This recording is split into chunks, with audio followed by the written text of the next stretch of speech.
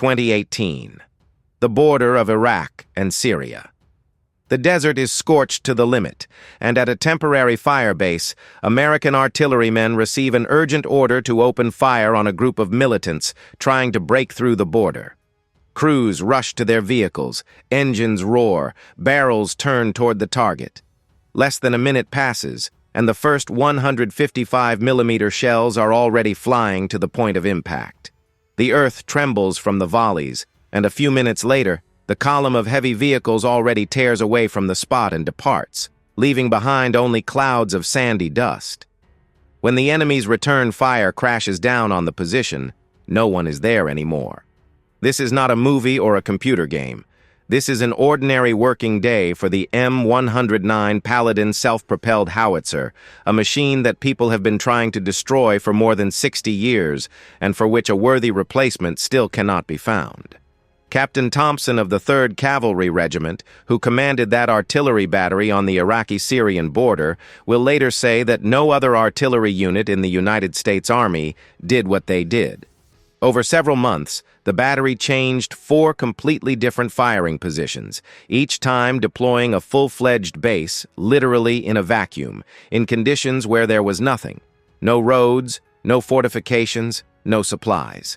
And every time the enemy tried to calculate where the shells were coming from, the howitzers were already far from the previous point.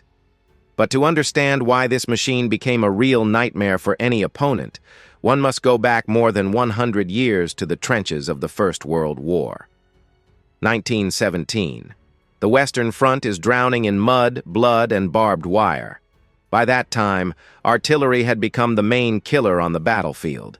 It was the guns that inflicted most of the losses on both sides. But classical artillery had a huge problem.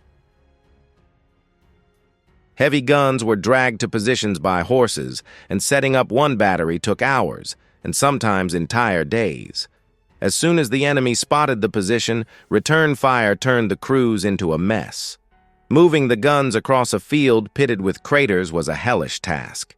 Horses got stuck in the mud, wheels broke, and people died under fire without even having time to fire a single shot. British engineer Walter Gordon Wilson, one of the creators of the first tanks, watched all this and thought. In front of him were 2 things: a brand new armored tank capable of crawling through any mud, and a heavy artillery gun that could not be moved from its place without horses. The idea was so obvious that it is surprising why no one had thought of it before.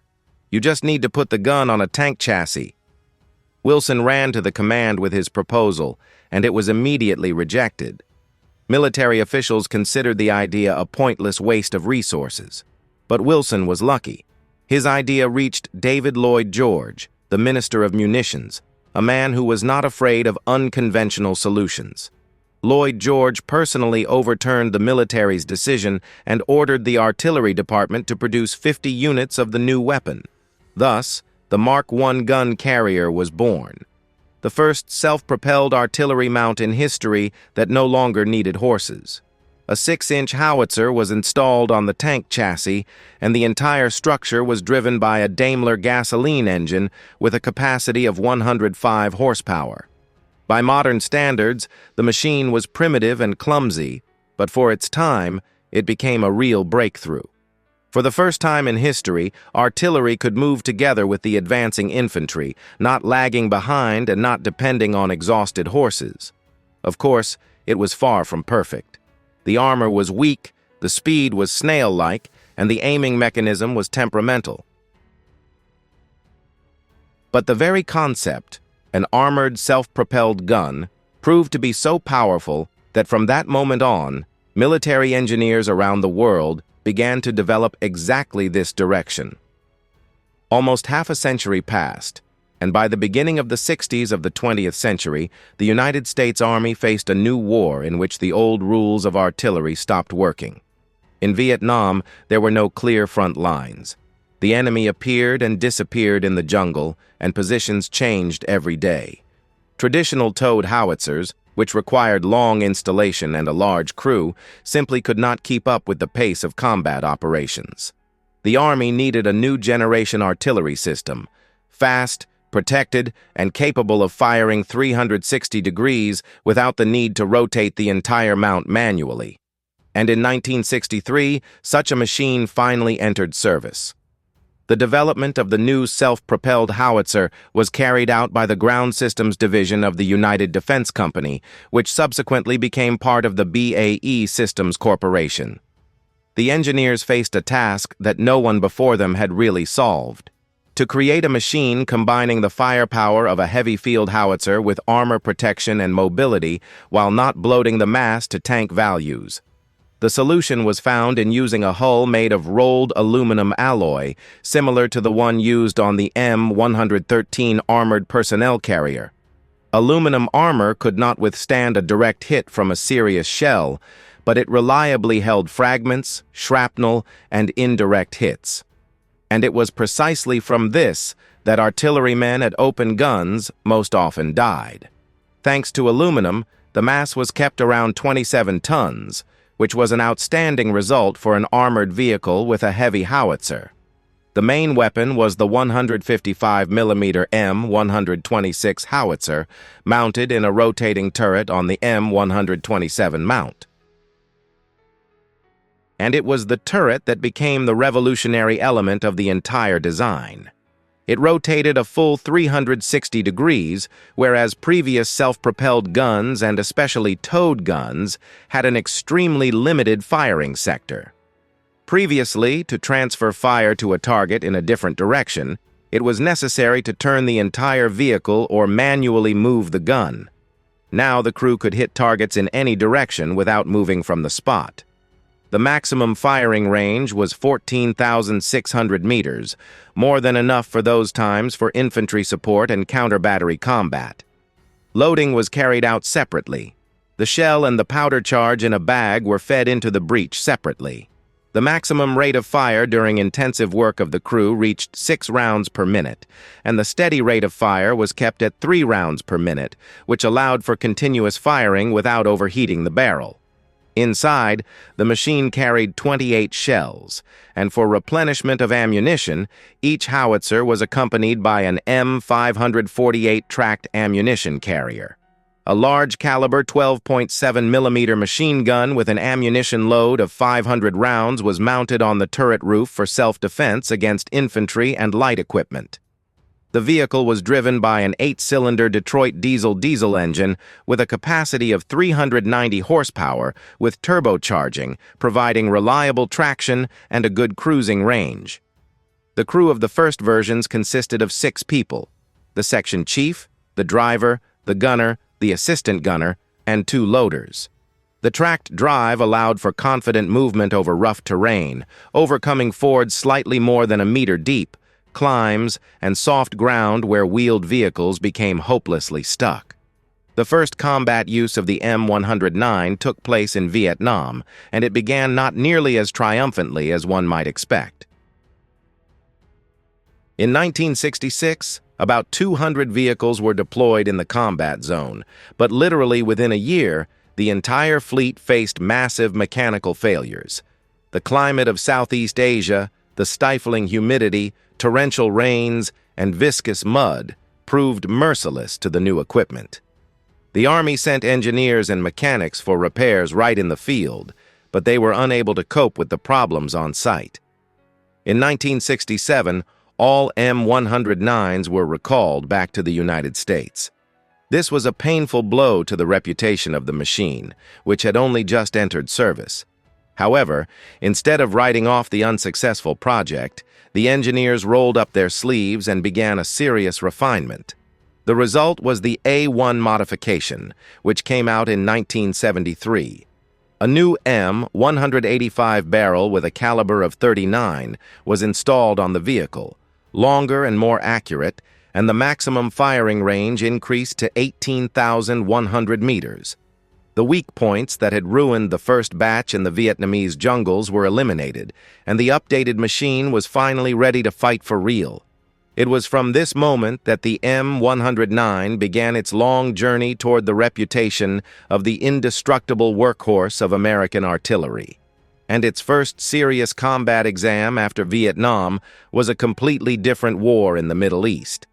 In military language, this tactic is called shortly and concisely, shot and scoot, which translates as shot and ran away.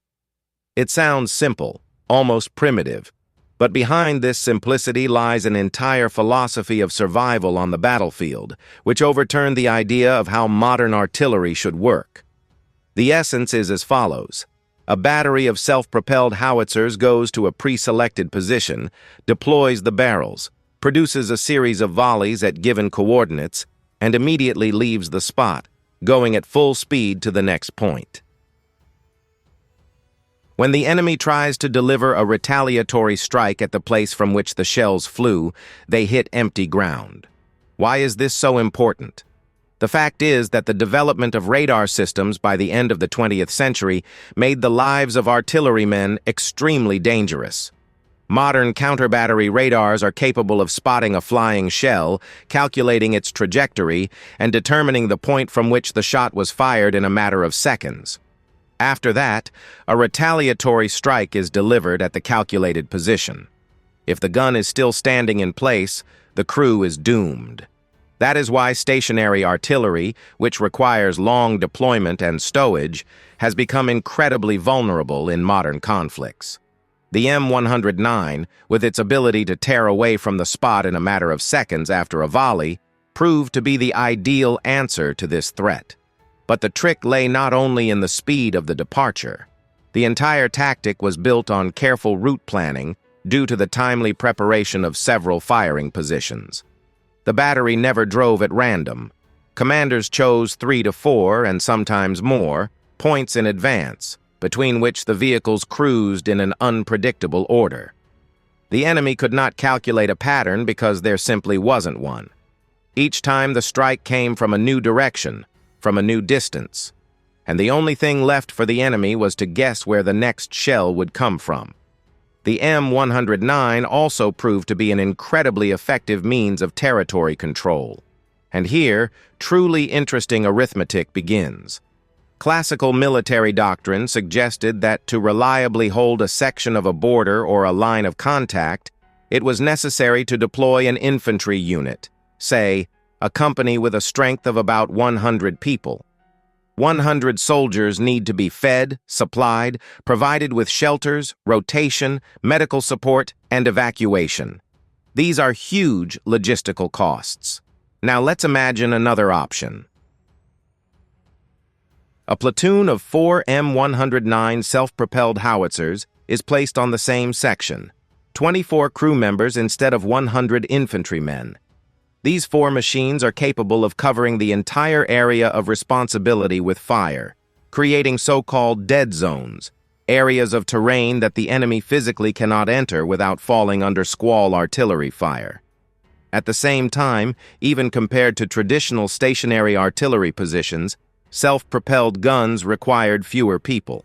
A regular towed howitzer was served by a crew of 9 people, and at the same time, it remained immobile and vulnerable. The M109 did the same work with a crew of 6, but at the same time could instantly change position. The saving of manpower was colossal, and combat effectiveness only increased. The possibility of direct fire deserves separate discussion. Yes, the 155mm howitzer could be lowered almost horizontally and fired at ground targets like a tank gun. In theory, this turned the M109 into a monstrously powerful anti-tank weapon. A shell of this caliber left no chance for any armored vehicle. But in practice, a situation where an artillery self-propelled gun is forced to fire direct fire meant that things were going very badly. It was a gesture of despair, the last line of defense when the enemy had approached so close that firing indirect fire was already pointless. Experienced commanders perfectly understood that if it came to direct fire, it meant that somewhere at the planning level, a serious mistake had been made. Another factor that is often overlooked is the psychological impact on the enemy. When infantry knows that somewhere beyond the horizon stands a battery of stationary guns, they can try to bypass the shelling zone, suppress the position, or simply wait it out. But when artillery constantly moves and hits from unpredictable directions, the enemy forms a feeling that danger is everywhere. It is impossible to hide from what does not stand in place. It is impossible to suppress what has already left, and it is impossible to plan an attack if you do not know where the next volley will come from. It was this feeling of total defenselessness that made the M109 not just a weapon, but a tool of control over an entire theater of operations. And it was thanks to this that the machine remained in demand decade after decade, surviving several wars and many attempts to find a replacement for it. During the first 2 decades of service, the M109 went through several modernizations, each of which step by step increased the machine's capabilities. A truly serious leap occurred with the appearance of the A5 version. Engineers installed a new, longer barrel on the howitzer, and this decision radically changed the tactical capabilities of the entire system. While early modifications could hit targets at a distance of approximately 18 kilometers, the A5 pushed this boundary to 22,000 meters, almost 22 kilometers with a standard shell. But the main surprise was ahead. Specifically for the updated howitzer, a rocket-assisted projectile with an additional rocket booster was developed. And with it, the maximum firing range jumped to 30,000 meters, 30 kilometers. Compared to the very first version from '63, the range actually doubled. This meant that the battery could strike targets being so far from the line of contact that the enemy had no chance to reach it with retaliatory fire from conventional guns. However, a real revolution occurred with the appearance of the next modification, the A6. It was this version that received its own name, Paladin, which translates as a faithful knight or a devoted protector. And the name was not chosen by chance, because the A6 truly turned the M109 from just a good self-propelled gun into a truly modern weapon capable of fighting in the conditions of a digital battlefield. The main innovation was the integrated system for transmitting coordinates and ballistic data. Previously, the target designation process looked roughly like this. An observer via radio transmitted the target coordinates. The battery commander calculated the corrections, the gunner manually set the angles, and only after that could they fire.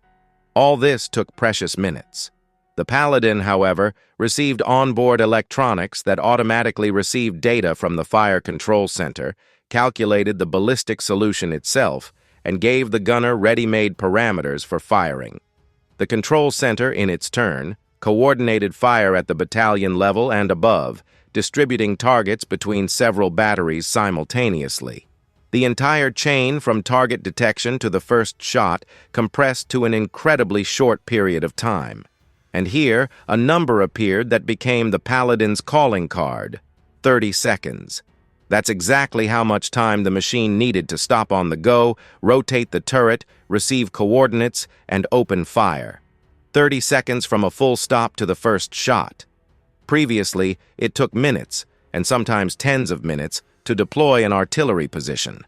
Now, the Paladin could literally stop in the middle of the road, work on a target, and dash further before anyone had time to understand what had happened. This took the shot and scoot tactic to a completely new level. The battery could strike almost continuously, moving between points and opening fire with minimal delay each time. Another critically important addition was the link with modern counter-battery radars. These radar complexes learned not only to spot enemy positions by the trajectory of incoming shells, but also to instantly transmit the calculated coordinates of enemy guns directly on board the Paladin. A striking situation resulted. The enemy had just managed to produce a volley, and their shells were still flying toward the target, when the Paladin was already receiving the coordinates of the enemy battery and preparing to deliver a retaliatory strike. In fact, it was possible to hit the enemy gun before its own shells reached American positions. Counter-battery combat turned from a long duel into a lightning-fast exchange in which the one who fires faster and more accurately won. The Paladin went through both of the largest military campaigns of the early 21st century, operations in Iraq and Afghanistan. In Iraq, self-propelled howitzers supported the advance of coalition forces, raining fire on fortified positions and suppressing enemy artillery. The desert conditions were ideal for fast movement tactics. The flat open terrain allowed the machines to shift positions rapidly, and the huge firing range provided cover for advancing columns long before the infantry entered the zone of direct fire contact. In Afghanistan, everything was more complicated. The mountainous terrain limited maneuverability, and the enemy skillfully hid in gorges and caves. But even here, the Paladin found its use, working from prepared fire bases and supporting operations in valleys where partisans set ambushes for patrols. The ability to react quickly to a sudden call for fire and cover a square in a matter of seconds saved the lives of hundreds of infantrymen who fell into fire contact far from the main bases. It would seem that after so many modernizations, the potential of the M109 platform should have exhausted itself. A machine born in the early 60s could have gone to rest by the 21st century, giving way to something fundamentally new. But American military engineers thought otherwise. Instead of creating a completely new system from scratch, they decided to squeeze everything possible out of the proven design. And the result was the A7 version, the most advanced modification in the entire history of the machine. The design philosophy remained true to traditions, maximum unification with other mass-produced equipment. The new version shared a number of key components with the Bradley infantry fighting vehicle, the engine, transmission, and tracks. Repair crews in the field could service both machines using the same spare parts, and this gave a colossal logistical advantage. In addition, the A7 received an onboard 600-volt electrical system based on technologies that were originally developed for the canceled project of a prospective self-propelled gun. The electric turret drive worked faster than the previous hydraulic one, and the new electric shell rammer fed the ammunition into the breech with constant speed and force, regardless of the physical condition of the crew. Thanks to this, the crew was reduced from 6 to 4 people, and the maximum rate of fire reached 4 rounds per minute with a sustained rate of 1 round per minute. The mass grew to 35 tons, 4.5 tons more than its predecessor. But the new 675 horsepower engine more than compensated for the increase. The machine accelerated to 61 kilometers per hour and was more maneuverable than the Bradley, despite the greater weight. The cruising range was 300 kilometers. The first production samples began entering the troops in the spring of 21-5 as part of a small initial batch, and a contract for full-scale production was signed in December 2017. The Army planned to upgrade 689 Paladins to the A7 standard. But perhaps the most unexpected turn in the fate of the M109 was an experiment that began in January 2016. The Army took ammunition originally developed for the Navy's electromagnetic railgun and tried to fire it from the barrel of a regular Paladin howitzer. A hypersonic shell weighing 31 kilograms, of which 21 fell on the flight body with a guidance system and warhead, proved capable of hitting targets at a range of up to 93 kilometers. The power was small, but the shell possessed high maneuverability, sufficient to intercept small-sized, high-speed targets. An artillery howitzer, designed for firing at ground positions, suddenly received the potential of an air defense weapon and at a cost per shot incomparably cheaper than a classic anti-aircraft missile. In September 2020, a historic test took place as part of the Air Force's Advanced Battle Management System program. A hypersonic shell fired from a Paladin successfully hit a target, a drone imitating a cruise missile. This was a proof of concept that shocked military analysts. However, the further fate of the project proved to be difficult. The hypersonic shell program was renamed, then excluded from the 2022 budget, although testing continued in 2023. In parallel, the Army launched an even more ambitious project, the M1299, a prospective self-propelled gun based on the A7 with an extended barrel and fully automatic loading, capable of producing up to 10 rounds per minute. The machine promised to radically increase the range and accuracy of fire. But in March 2024, the project was canceled. The barrel could not withstand the loads and wore out too quickly. The Army began a new program called Next Generation Howitzer, using developments from the canceled project, and requested funding for 2025. And here is what is surprising. Every attempt to replace the M109 with something fundamentally new ended in failure. The Crusader program was closed in 2002. The Perspective Light self-propelled gun from the Future Combat Systems program was folded in 2009, the 1299 was canceled in 2024, and the Paladin is still in the ranks, receiving new shells, new electronics, and new capabilities. A machine that was designed in an era when people were only preparing to fly to the moon continues to fight in the era of drones and satellite navigation, and no competitor has yet been able to take its place. If you like this story, be sure to give it a like, write in the comments what you think about the future of artillery, and subscribe to the channel so as not to miss new episodes.